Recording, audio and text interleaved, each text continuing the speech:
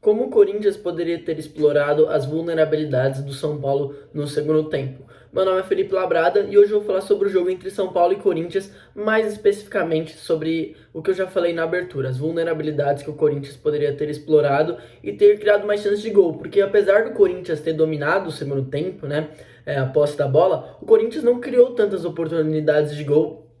Chance clara nenhuma, inclusive nem a do gol foi uma chance clara realmente, foi um cabeceio de longe do Adson, né? Então, como o Corinthians poderia ter agredido mais o São Paulo, ter levado mais perigo e ter saído com a vitória. Bom, para começar eu vou falar um pouco do panorama do primeiro tempo.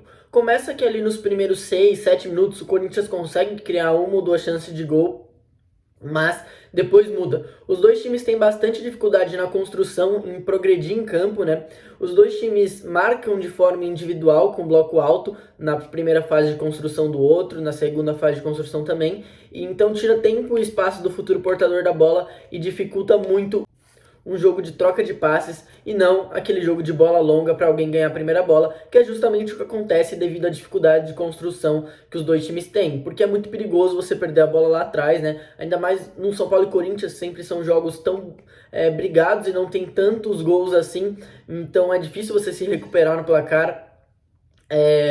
O São Paulo nos últimos jogos contra o Corinthians trouxe muita dificuldade quando abaixou o bloco, então acontecia isso daí, os times preferiam acabar utilizando a bola longa e o jogo começou um jogo muito de tem que ganhar a primeira bola, ganhar a segunda bola e assim vai pulando a primeira e até a segunda fase de construção. Isso influenciava nos dois times conseguirem chegar lá na frente, então o começo ali, os primeiros 20 minutos, a primeira chance do São Paulo clara, a primeira chance do jogo, inclusive, clara mesmo, né? É com 18 minutos a do Alisson que o Caleri faz um pivô para ele. Mas ok, prosseguindo aqui ainda falando do primeiro tempo, o São Paulo depois consegue dominar o Corinthians e criar algumas chances de gol, faz uma pressão pós-perda boa, que é basicamente pressionar o portador da bola, fechar a linha de passe desse portador da bola a partir do momento que ele recupera, para quando você está em bloco alto, seu adversário não conseguir gerar um contra-ataque. Então, basicamente, esse é o cenário do primeiro tempo, bem rápido aqui para vocês. E só para relembrar, os dois times jogavam num 3-5-2, ou podemos falar assim, quando estão se defendendo, num 5-3-2, né? Basicamente com uma linha de 5 lá atrás. E para o segundo tempo, os dois times mudam. O Corinthians passa para um 4-3-3 e o São Paulo para um 4-4-2. O São Paulo acaba que marca um bloco mais médio barra baixo e o Corinthians detém a posse da bola. Que se sobressai muito em relação à quantidade que o São Paulo tinha da posse de bola ali no segundo tempo.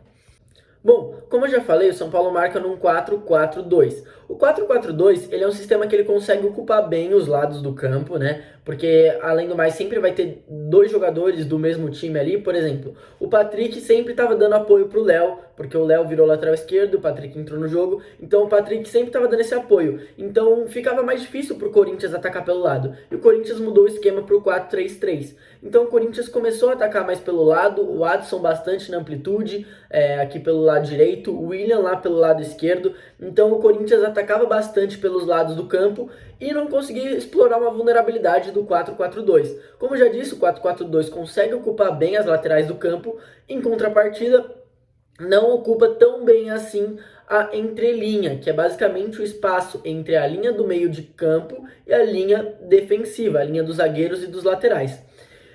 E ali era um momento que o Corinthians poderia explorar, porém falta esse jogador para o Corinthians. O Jô não consegue fazer essa saída para receber a bola, girar e encontrar um passe em profundidade para alguém, um passe no ponto futuro, ou até mesmo girar, finalizar, conseguir driblar alguém, que seja, né? O Jô é muito mais um jogador de área para um cabeceio, uma escorada, que seja. E o que aumentava ainda mais essa vulnerabilidade do São Paulo era que o São Paulo fazia uma marcação individual por setor, até em alguns momentos até bem individual, com umas perseguições longas. Era isso daqui que eu vou pôr aqui na tela, ó. Esse momento aqui, o São Paulo tá até um pouco desestruturado, tá diferente a postagem do São Paulo em campo, tá aqui num 5-3-2 até, mas por causa de algo momentâneo, o Alisson desceu bastante porque o Piton tá muito lá na frente, o Patrick recompôs no lugar do Léo, o Léo tá aqui no canto da tela, tá voltando para trás, né? Então é isso. Mas basicamente o que eu quero falar é que nesse 4-4-2 do São Paulo, o Gabriel Neves, que entrou no jogo, e o Igor Gomes são os volantes.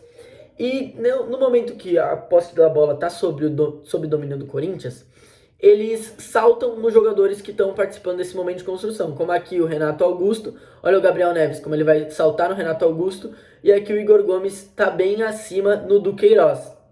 Então, vai gerar um espaço nas costas deles, porque eles vão sair da posição deles, deixar de ocupar um espaço e ceder um espaço ali. Em contrapartida também, eles vão pressionar outro jogador, tirar o espaço e o tempo dele e vai dificultar um pouco mais o Corinthians a progredir. Mas, basicamente, não é o que acontece aqui no momento do gol, porque o Corinthians consegue progredir, né? E aqui tem o espaço cedido nas costas. Passando para a próxima imagem aqui, falando desse momento do gol, você pode ver como o Gabriel Neves já está até mais alto, o Renato Augusto girou aqui e vai fazer o passe no Piton, que está aberto com bastante amplitude ali pelo lado esquerdo. Você pode observar a linha de defesa aqui do São Paulo, aqui só dá para ver 4 jogadores, mas são 5, contando com o Patrick fechando o corredor esquerdo do São Paulo, direito do Corinthians.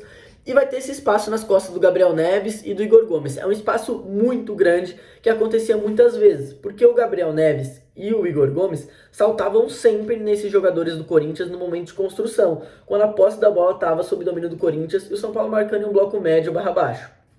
Então, olha aqui esse espaço em branco, como é muito grande, e o Júnior Moraes, aqui circulado junto ao Rafinha de amarelo, ele vai interpretar esse espaço e conseguir atacá-lo. Passando para a próxima imagem, a bola já chega no Piton até, né? Vou pôr o vídeo, a bola chegou no Piton, o Piton faz o passe por dentro no Júnior Moraes, que como indica aqui a imagem, e você pode ver no vídeo, ele sai da referência, ele desgruda da última linha do São Paulo para receber a bola e girar. Nenhum jogador do São Paulo acompanhou ele, o que daí dá para até entender que seria uma individual por setor. Saiu do setor do Rafinha, o Rafinha não sobe nele. Se fosse individual, o Rafinha subiria nele. E aí geraria um espaço, geraria um desequilíbrio na última linha do São Paulo.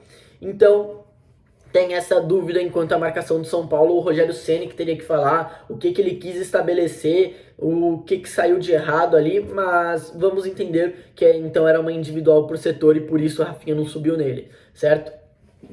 Aí o Júnior Moraes consegue virar e fazer um passe na profundidade pelo meio, né, na janela, como chamam, entre o Rafinha e o Alisson, e aí o Piton consegue sair na profundidade. E olha aqui também, já dá para olhar aqui, como tem um espaço ainda entre o Igor Gomes, que aqui no caso estaria fazendo o papel de primeiro volante, como tem um espaço entre ele e a linha defensiva, não fechando o meio.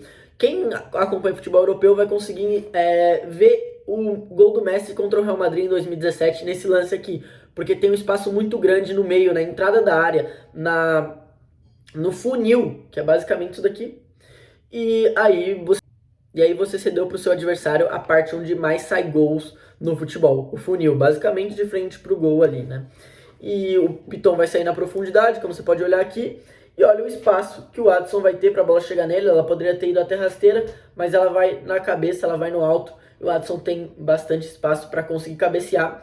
E é importante falar desse lance aqui, né? Como o Júnior Moraes é importante, saindo, fazendo isso e conseguindo explorar esse espaço que o São Paulo cedia, que o Corinthians não conseguia aproveitar enquanto ele não estava em campo. E quando aproveita, faz o gol. E também o Jô, que acaba arrastando a última linha do São Paulo, né, os jogadores, e fazem com que eles cheguem mais na profundidade junto com o Piton e abrem um espaço para o Adson chegar aqui na falta do volante do São Paulo mais próximo, um volante do São Paulo mais distante da última linha, né? E também tem que dar os méritos pro Adson, porque ele percebeu o espaço cedido e infiltrou e conseguiu empatar o placar para o Corinthians. Mas então é isso, valeu, falou e até mais.